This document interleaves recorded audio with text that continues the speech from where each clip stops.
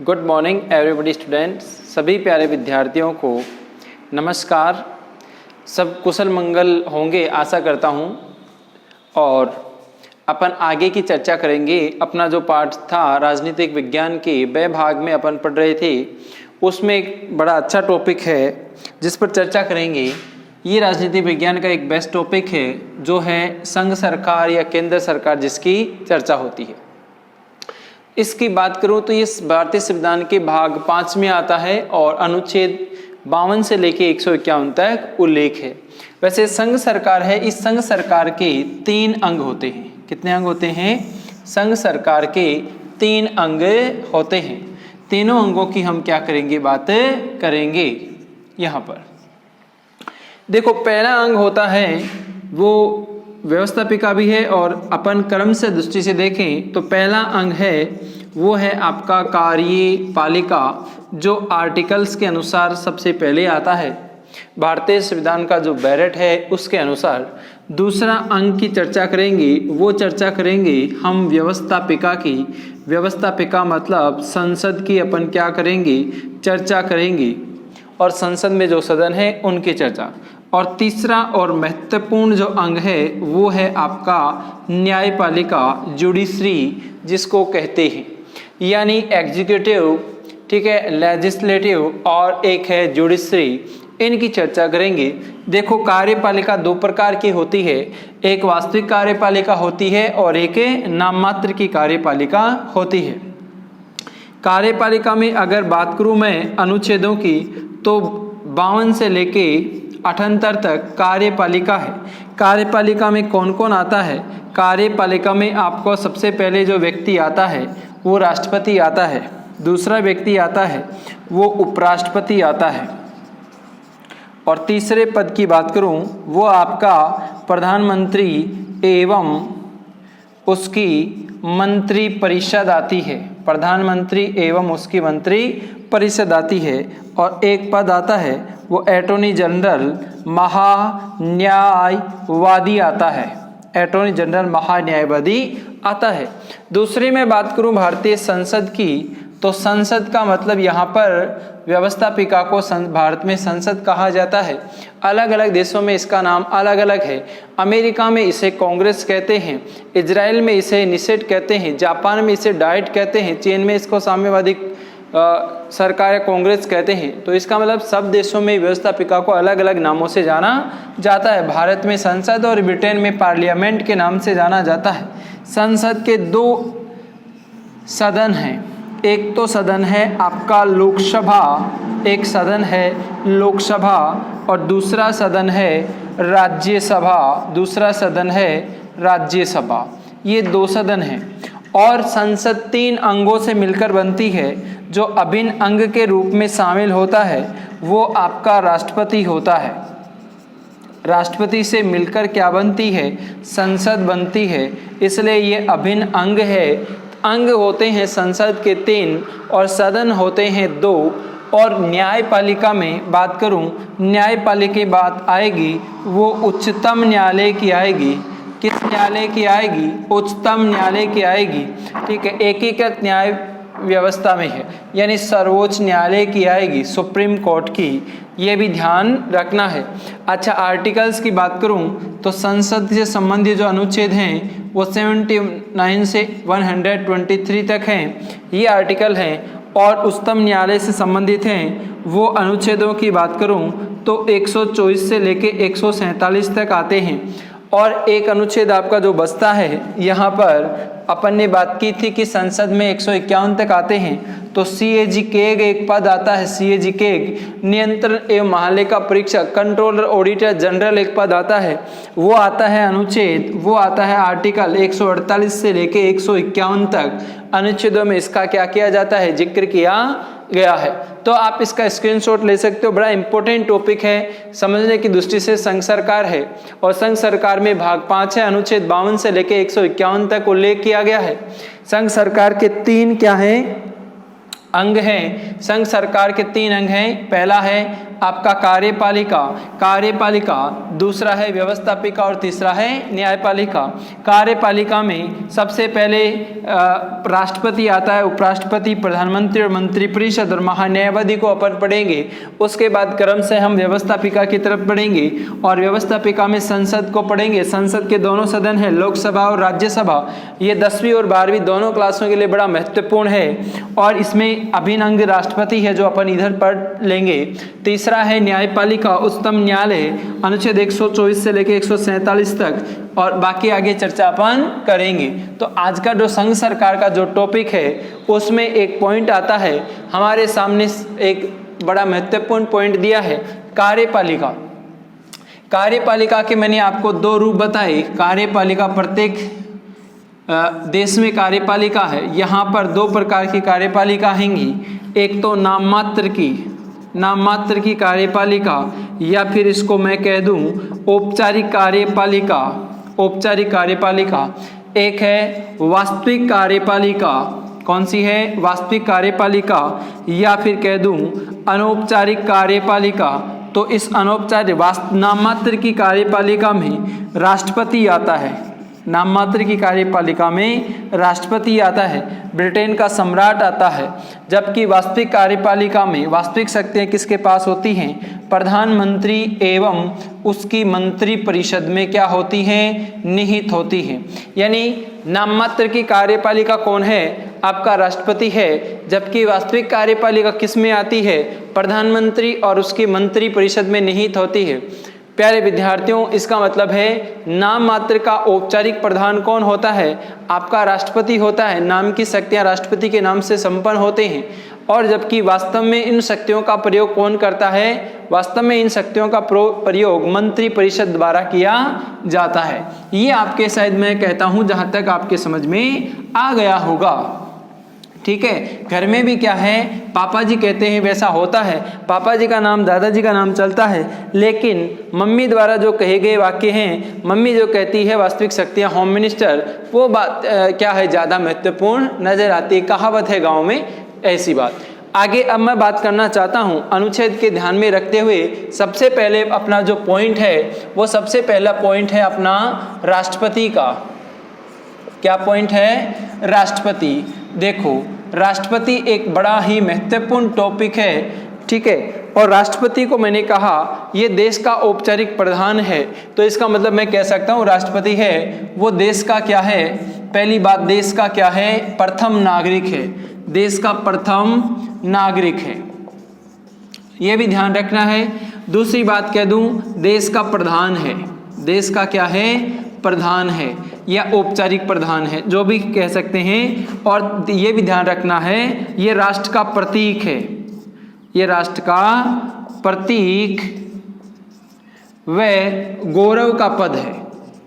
गौरव का पद है। जब भी कोई राष्ट्रपति दूसरे स्थान पर जाता है तो अपने समक्ष जो टेबल पे बैठते हैं उस मंच पर अपनी राष्ट्र का क्या लगाया जाता है? तिरंगा लगाया जाता है। क्या लगाया जाता है दोस्त प्यारे विद्यार्थियों? तिरंगा लगाया जाता है। इस तिरंगे रंग में जो होता है बीच में अशोक चक्र है।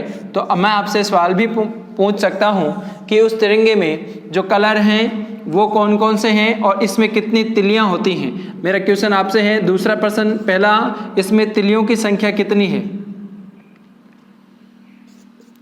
तिलियों की संख्या बताएंगे आप कमेंट्स में। दूसरा क्वेश्चन है, कलर बताएंगे, इसमें कौन कौन से आपके रंग भरे जाते हैं, ये ध्यान रखना है। और तीसरा प्रश्न है, इस तिरंगे का अनुपात क्या होता है? तिरंगे का अनुपात क्या होता है? ये 3 क्वेश्चन आपके समकक्ष दिए हैं। कमेंट्स में आप बताएंगे, कल मैं इनका उत्तर आपको बता दूंगा। तो ये 3 बात ध्यान रखनी है। और चौथी बात, एक बात और ध्यान रखनी है, ये तीनों सेनाओं का सर्वोच्च सेनापति होता है।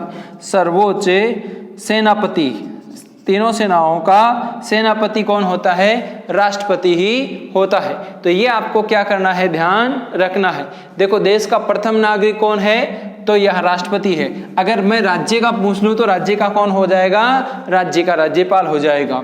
देश का प्रधान है यहाँ पर, राष्ट्र का प्रतीक और गौरव का पद है, ये पहला है, और तीनों सेनाओं का सर्वोच्च सेनापति है। कल आप मुझे इसमें कमेंट्स करके इस तिरंगे के बारे में बताएंगे। जब कोई भी राष्ट्रपति आता है तो ये अपने राष्ट्र का प्रतीक चिन्ह अपने सामने मंच पर रखता है।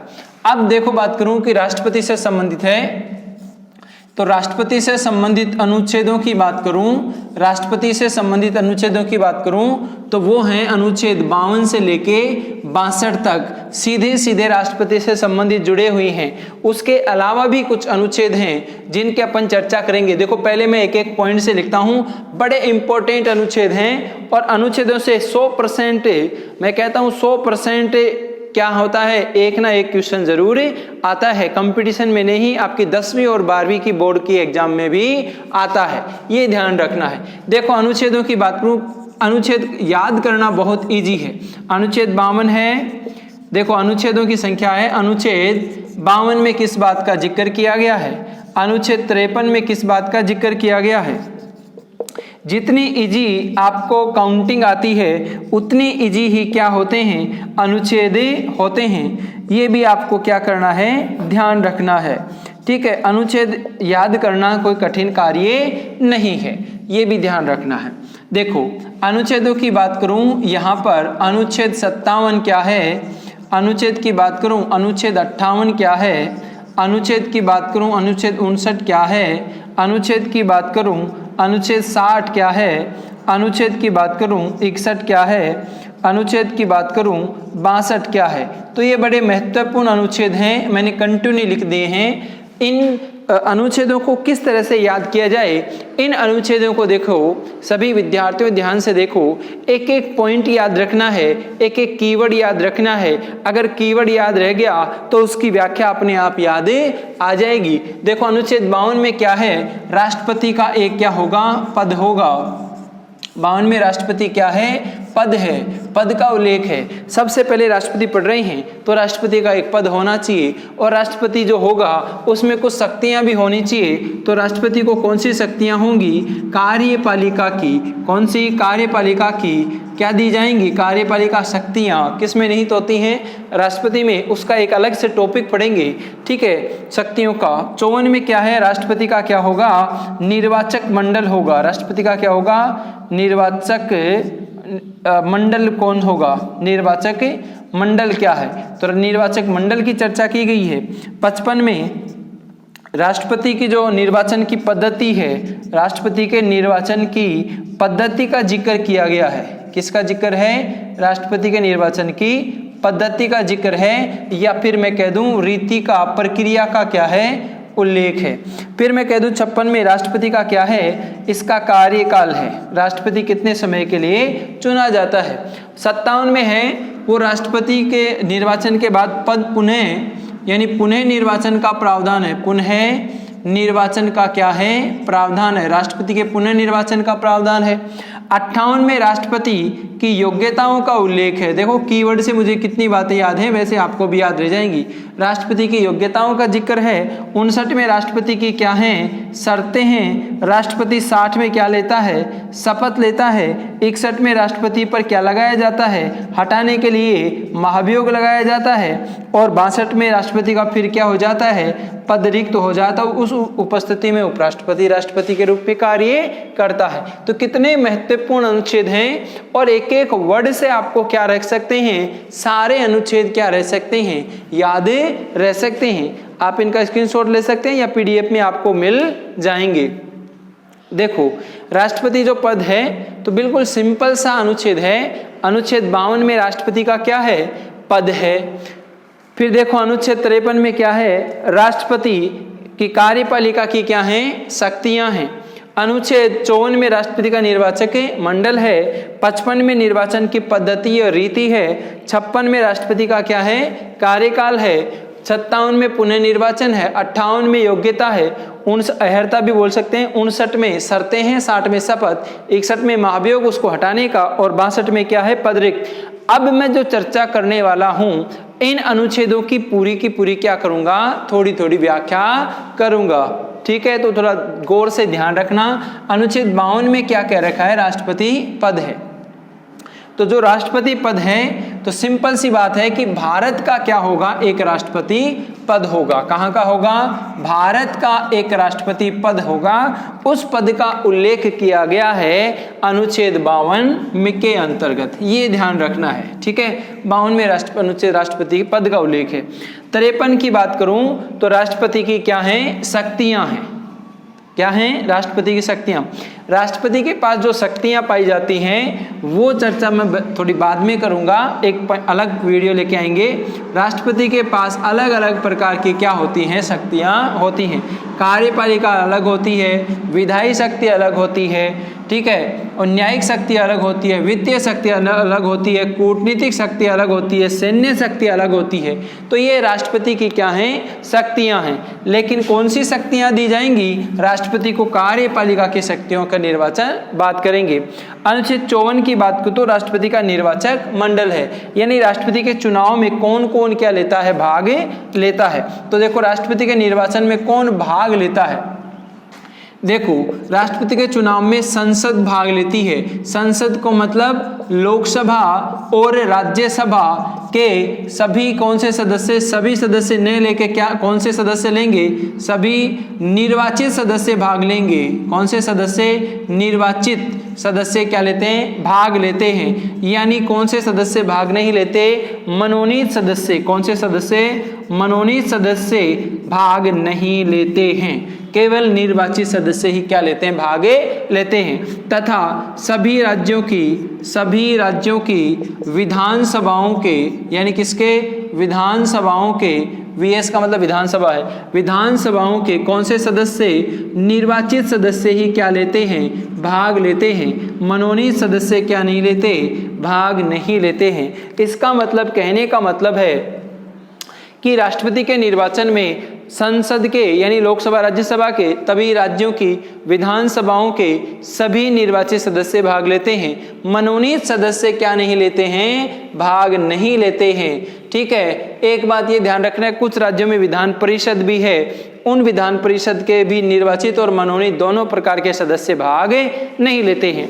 हालांकि केंद्र शासित प्रदेशों की बात की जाए तो दिल्ली और पांडिचेरी में विधानसभा है, तो केंद्र शासित प्रदेशों की विधानसभाओं के भी निर्वाचित सदस्य क्या लेते हैं, भाग लेते हैं। एक पर अनुच्छेद नेक्स्ट की बात करूं तो अनुच्छेद 55 में कह रखा है निर्वाचक पद्धति। तो राष्ट्रपति का निर्वाचन किस पद्धति के अनुसार होता है, तो देखो आनुपातिक, कौन सी पद्धति है, आनुपातिक प्रतिनिधित्व, आनुपातिक प्रतिनिधित्व की एकल संक्रमणीय, कौन सी, एकल संक्रमणीय मत पद्धति द्वारा, आनुपातिक प्रतिनिधित्व की एकल संक्रमणीय मत पद्धति द्वारा राष्ट्रपति का क्या होता है, चुनाव होता है। यानी राष्ट्रपति के चुनाव में जितने कैंडिडेट खड़े होते हैं उम्मीदवार, उन कैंडिडेटों को क्या करना पड़ता है, वोट देना पड़ता है। लेकिन जो जितने उम्मीदवार खड़े हैं उन सभी लोगों को क्या देगा, जो व्यक्ति वोट देगा वो सभी को वोट देगा, यानी अनुपात में, यानी पसंद के आधार पर क्या देगा,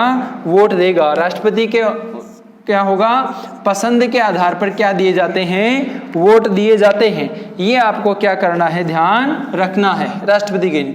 आगे मैं बात करूं यहां पर तो 56 में राष्ट्रपति का कार्यकाल है, और राष्ट्रपति का कार्यकाल कितने वर्ष का होता है भाई, राष्ट्रपति का कार्यकाल 5 वर्ष तक होता है, जब तक नया राष्ट्रपति बनता है तब से, ठीक है। तो 5 साल के लिए राष्ट्रपति का चुनाव किया जाता है। जब 5 साल खत्म होने वाले होते हैं उससे पहले ही, लगभग आजकल का दौर चल रहा है वो जुलाई के समथिंग है, तो जुलाई के आसपास 5 वर्ष पूरे होते हैं, तभी राष्ट्रपति का क्या कर लिया जाता है, निर्वाचन कर लिया जाता है।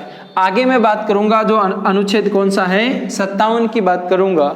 अनुच्छेद कौन सा है प्यारे विद्यार्थियों, अनुच्छेद 57 की बात करूं तो पुनः निर्वाचन की बात है, यानी एक बार राष्ट्रपति बनने के बाद दोबारा भी क्या बन सकता है, दोबारा भी राष्ट्रपति क्या बन सकता है, निर्वाचित हो सकता है। संविधान इस संबंध में कुछ नहीं कहता, तो इसका मतलब संविधान अनुमति देता है। अब तक डॉक्टर राजेंद्र प्रसाद शर्मा ऐसे व्यक्ति हैं जो 2 वर्ष राष्ट्रपति रहे हैं और 1 बार मनोनीत भी रहे हैं, तो कुल बार 3 बार रह चुके हैं, ये भी ध्यान रखना है, ठीक है। बाकी सभी 1-1 बार है। दूसरी बात करूं अनुच्छेद 58 की, तो अनुच्छेद 58 में किस बात का उल्लेख है? अनुच्छेद 58 की बात करूं तो 58 में किन बात का उल्लेख है? योग्यताओं का उल्लेख है। योग्यताओं में कौन कौन सी हैं? यहाँ पर पहली योग्यता है कि भारत का क्या हो? भारत का क्या हो? नागरिक हो। तो इसका मतलब सिटीजन भारत का होना चाहिए, नागरिकता भारत की होनी चाहिए। दूसरी योग्यता की बात करूं तो जिस व्यक्ति की उम्र यानी आयु कितनी वर्ष हो? 35 वर्ष से क्या हो? अधिक हो यानी ऊपर हो, तो वो राष्ट्रपति चुनाव लड़ सकता है। तीसरी है लोकसभा या राज्यसभा या विधानसभा का क्या नहीं होना चाहिए? सदस्य नहीं होना चाहिए, नो, यानी कोई भी सदस्य किसी सदन का सदस्य नहीं होना चाहिए। चौथी बात है दिवालिया यानी पैसे कर्ज लेकर दिवालिया वे पागल घोषित न हो। पागल क्या नहीं हो? घोषित नहीं हो। आप लोग कहते हैं तो पागल नहीं होना चाहिए, बल्कि न्यायालय द्वारा पागल या घोषित नहीं किया गया हो या आपराधिक प्रवृत्ति का नहीं हो, तब ऐसी बातें कही जाती है। ठीक है, तो ये राष्ट्रपति की योग्यताओं का ध्यान रखना है, भारत का नागरिक हो। और दूसरी योग्यता आपको ध्यान रखनी है, उम्र का ध्यान रखना है, राष्ट्रपति 35 वर्ष की उम्र का ही बनता है। ठीक है, तो ये उसकी योग्यता हो गई। शर्त की बात करूं, राष्ट्रपति की किस बात के उल्लेख करना है? शर्त, कंडीशंस का ध्यान रखना है। तो कंडीशन क्या है? जो भी व्यक्ति राष्ट्रपति का क्या भरता है? फॉर्म भरता है, उससे पहले उसको किन बातों का ध्यान रखना पड़ता है? 50 प्रस्तावक, कौन बोलो? 50 प्रस्तावक और 50 अनुमोदक उसको समर्थन करने होने चाहिए, यानी सांसद MP, यानी MP क्या करेंगे? सांसद उसको क्या करेंगे? समर्थन करेंगे। ये लोग, तब वो राष्ट्रपति चुनाव में लड़ सकता है। और राष्ट्रपति अपना फॉर्म किसको भरता है? लोकसभा के स्पीकर के जो स्पीकर के साथ एक पद होता है महासचिव, उस व्यक्ति को ये फॉर्म अपना देता है। तो यानी यहाँ पर राष्ट्रपति ये फॉर्म भर सकता है।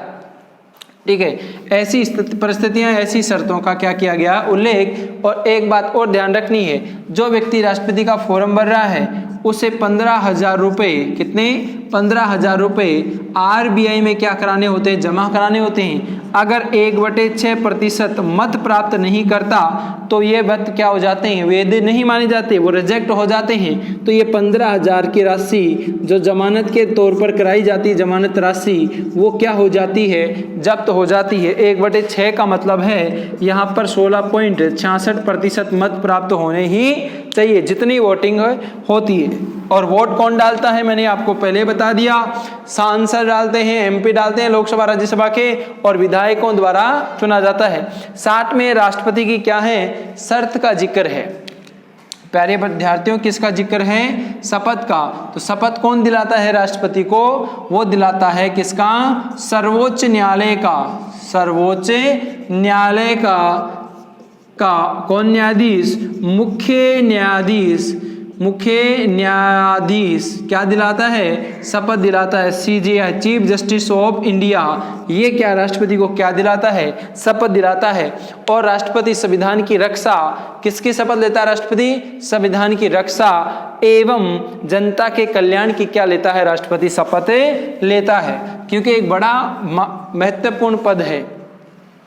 एक आगे बात करूं, अनुच्छेद 61 की बात करूं तो राष्ट्रपति को हटाने के लिए, किसके लिए? हटाने के लिए क्या किया जाता है? महाभियोग प्रस्ताव लाया जाता है। महाभियोग प्रस्ताव राष्ट्रपति को हटाने के लिए लाता है, लेकिन सिद्ध और कदाचार के आधार पर लाया जाता है। और ये महाभियोग कौन लाता है? ये महाभियोग किसके द्वारा, हटाने के लिए किसके द्वारा लाया जाएगा? संसद के द्वारा लाया जाएगा। और 2/3 बहुमत से क्या किया जाता है? लाया जाता है। 2/3 बहुमत से संसद के कितने सदन हैं? 2 सदन हैं। पहला सदन कौन सा है? लोकसभा। और दूसरा सदन कौन सा है? राज्यसभा। तो राज्यसभा और लोकसभा और राज्यसभा दोनों से द्वारा अलग अलग बहुमत से 2/3 बहुमत और 2/3 बहुमत से प्रस्ताव लाया जाता है। जब ये प्रस्ताव लाया जाता है तो राष्ट्रपति को 14 दिन पूर्व क्या देनी पड़ती है, सूचना देनी पड़ती है कि आपको हटाने के लिए प्रस्ताव लाया जाता है। ठीक है, तो वो अपना अवगत न्यायाधीश चुन सकता है। ये भी ध्यान रखना, कंडीशन है कि राष्ट्रपति को हटाने के लिए पहले जो प्रस्ताव लाते हैं उसमें संसद लाती है और दोनों सदन द्वारा पारित किया जाता है। वैसे ये प्रस्ताव लाने के लिए 1/4 बहुमत की आवश्यकता पड़ती है। एक अनुच्छेद आपका कौन सा है, 62 है।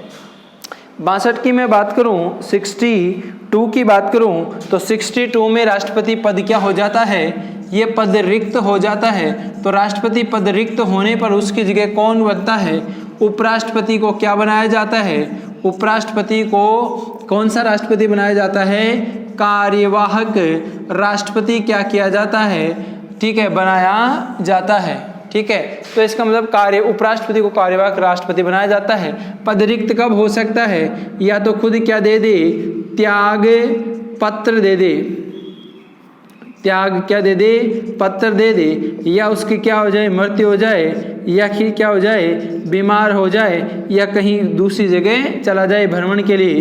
तो ऐसी परिस्थितियों में पद रिक्त हो जाता है तो उसकी जगह उपराष्ट्रपति क्या करता है, कार्य करता है और किया भी है। ये ध्यान रखना है वीवी गिरी ने। ये तो हो गए महत्वपूर्ण अनुच्छेद। अब मैं 2-3 अनुच्छेद की और बात करना चाहता हूं जो राष्ट्रपति से ही क्या हैं, संबंधित हैं। राष्ट्रपति से संबंधित अनुच्छेदों की चर्चा कर रहा हूं मैं। ठीक है, एक अनुच्छेद आता है आपका 72। इसमें इसके तहत राष्ट्रपति को समाधान की शक्ति है, राष्ट्रपति को समाधान की शक्ति है। समाधान, राष्ट्रपति समाधान कर सकता है, माफ कर सकता है। वो शक्ति किसमें है, अनुच्छेद 72 में है। एक अनुच्छेद की और मैं बात करूं यहाँ पर, अनुच्छेद 123 की। ठीक है, वैसे अनुच्छेद 108 का भी ध्यान रखना है। तो संयुक्त अधिवेशन बुलाता है, संयुक्त अधिवेशन राष्ट्रपति द्वारा ही बुलाया जाता है अनुच्छेद 108 के तहत। यानी कि जिसमें कौन आता है, लोकसभा और राज्यसभा दोनों क्या लेते हैं, भाग लेते हैं। वैसे इसकी अध्यक्षता लोकसभा स्पीकर करता है, लेकिन बुलाता कौन है, राष्ट्रपति है। एक अनुच्छेद की बात करूं, वो अनुच्छेद 123 है। यानी राष्ट्रपति को अध्यादेश जारी करने की शक्ति है। राष्ट्रपति को अध्यादेश जारी करने की शक्ति, यानी अगर कोई कानून नहीं बना हुआ हो, जब संसद का क्या हो या लोकसभा क्या हो, विघटित हो, तो राष्ट्रपति द्वारा जारी किया गया अध्यादेश ही क्या होता है, कानून होता है। एक अस्थायी अध्यादेश का मतलब होता है अस्थायी कानून। क्या होता है, अस्थायी कानून होता है, उसको क्या कहते हैं, अध्यादेश कहते हैं। और बात करूं अनुच्छेदों की, तो अनुच्छेद 352 की बात करूं तो 352 में राष्ट्रीय आपातकाल की बात की गई है। किसकी, राष्ट्रीय आपातकाल की चर्चा की गई है, जो अपन बाद में विस्तृत रूप से पढ़ेंगे। एक अनुच्छेद है आपका कौन सा, 356। इसमें राष्ट्रपति शासन, द प्रेसिडेंट ऑफ रूल, राष्ट्रपति शासन का जिक्र किया गया है। और एक अनुच्छेद और है दोस्तों, वो अनुच्छेद है 360। इसमें वित्तीय आपातकाल का, कौन सी आपातकाल का, वित्तीय आपातकाल का प्रावधान किया गया है। ये जो मैंने आपको बताए हैं वो अनुच्छेद राष्ट्रपति से संबंधित क्या हैं, अनुच्छेद हैं। राष्ट्रपति से संबंधित क्या है, अनुच्छेदों की चर्चा की है। महत्वपूर्ण है वो राष्ट्रपति के जो अनुच्छेद हैं उनके बारे में अपन ने क्या की है, चर्चा की है। आज की क्लास अपन यहीं पर समाप्त करेंगे। ये राष्ट्रपति से संबंधित जो अनुच्छेद हैं आपको थोड़ा ध्यान रखना है, इनकी चर्चा और आगे राष्ट्रपति की क्या पढ़ेंगे, है ना, पावर्स पढ़ेंगे, शक्तियां क्या हैं, है ना, और राष्ट्रपति की जो शक्तियां हैं उनका प्रयोग कैसे करता है, इनकी चर्चा करेंगे। दोनों प्रकार की शक्तियों की चर्चा करेंगे। सामान्य शक्तियां होती हैं और एक उसकी आपातकालीन या वित्तीय जो शक्तियां हैं उनकी चर्चा करेंगे राष्ट्रपति की संबंधित। ठीक है प्यारे विद्यार्थियों, आज की क्लास अपन यही करेंगे। समय का सदुपयोग करें और लॉकडाउन के जो नियम है, एडवाइजरी है, उसका पालन जरूर करें। ये ध्यान रखना है। थैंक यू, धन्यवाद।